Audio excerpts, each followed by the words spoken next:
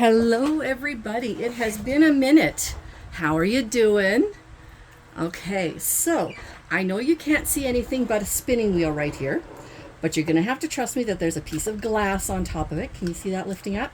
Okay, there's a piece of glass on top of it, and I've been learning a new technique called blooming. It's been very exciting. I've been watching some really amazing YouTube channels like JMO and Venom Fluid Art from Australia. They are absolutely mind-blowingly entertaining and inspirational for me. So I'm going to do a bloom on this piece of glass. Then I'm going to set the piece of glass into this frame. As you can see, that just fits perfectly. Okay? So that's what I'm going to work on. So let's get started. I'm going to start out with a white pillow paint.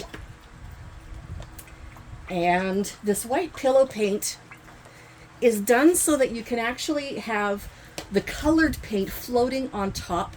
So when you use a blower, you can actually get some good movement and cells and mixture and all of that stuff. I'm just going to mix my paint here in the bottle. I've got it all. There we go.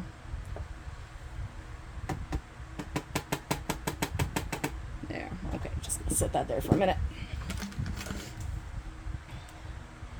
So I'm going to use some pillow paint.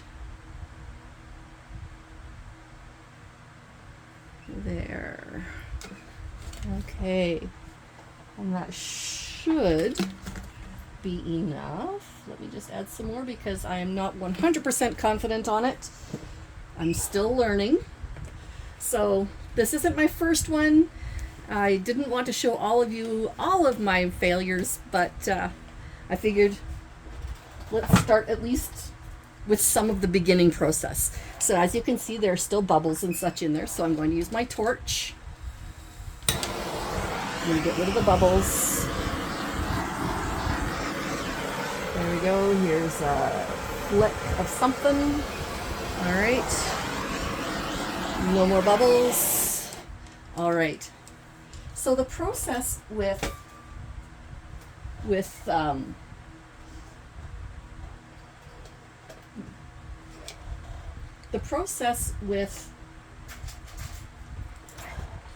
blooms is that you use a pillow paint and then you drizzle a different paint on top of it. And this is too thick, so I'm going to take a minute. I'm going to thin out some paints and maybe make up some new ones so that we have something to work with. Okay, there, I'm back. And as you can see, the pillow paint has expanded a little bit, or I guess it's flowed a little bit.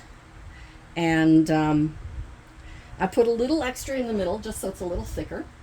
So what I'm going to do is I'm going to start out with a navy. Now, I don't know the names of all my paints. I'm going to call this one George. Hello, George. And we're going to put some here in the middle. And that is just going to be kind of the central area where I'm going to bloom from. And as you can see, it doesn't have to be perfect. It just has to be there. Okay. Next, I'm going to add some purple. And there we go.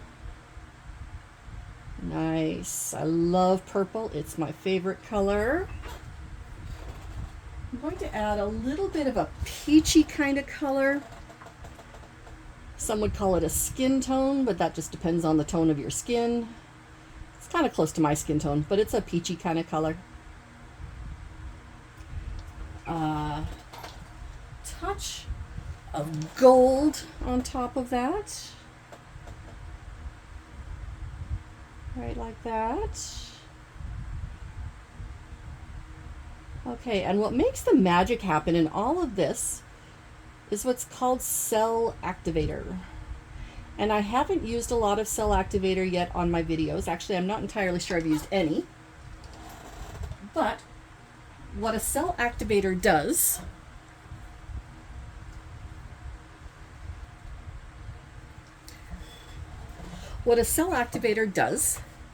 is, first of all, makes a really hard time opening the jar.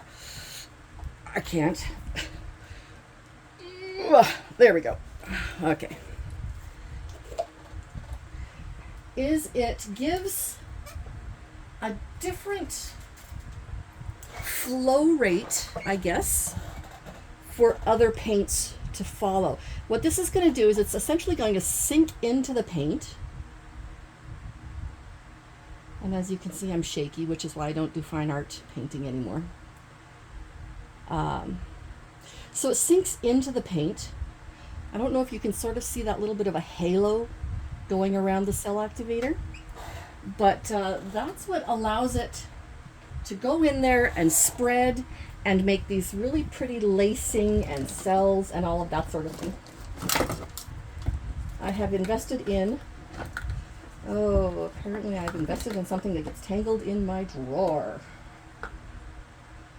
Okay, come on. There we go. Okay. I've invested in a little mini blower so that I can do this and have it blow instead of, say, using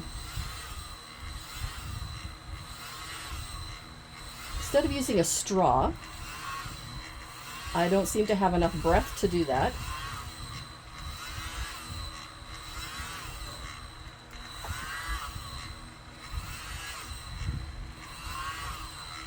Okay, so you can see these teeny weeny little cells in there, and I don't know how well this is going to do, but we will see how it goes.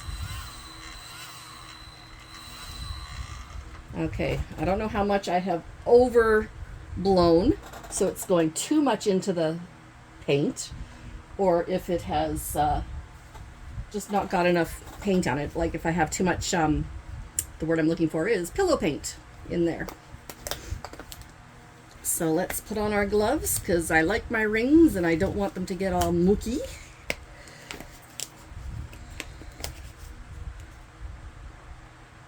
There we go.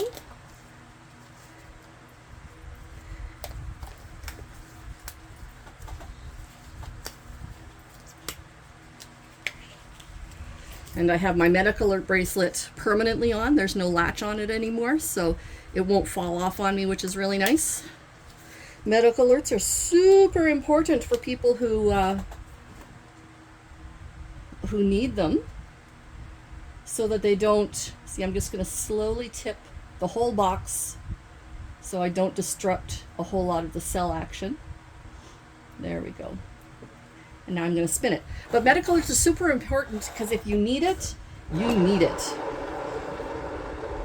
And if you don't have it, and doctors and nurses and ambulance people and such come after you, or you're in an accident, my goodness, that can be just a tragedy.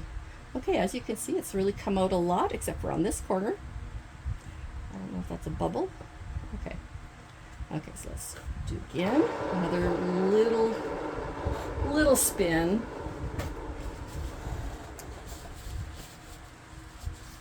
Okay, and one more.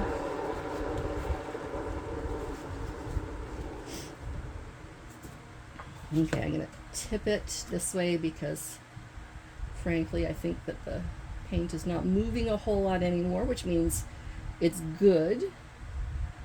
Means I don't have a lot of excess paint, which is nice. But it also means that just this little corner, there we go, needs a touch of help. Anyway, so that's essentially what a bloom is. You can see the pretty cells and lacing in here, the larger cells. I think I had too much pillow and not enough color, paint, that kind of thing. But I love that I can see almost all of the different colors, the peachy in here, gold in through here, the purple, the navy, and I love the negative space. So that is going to be my first on camera bloom.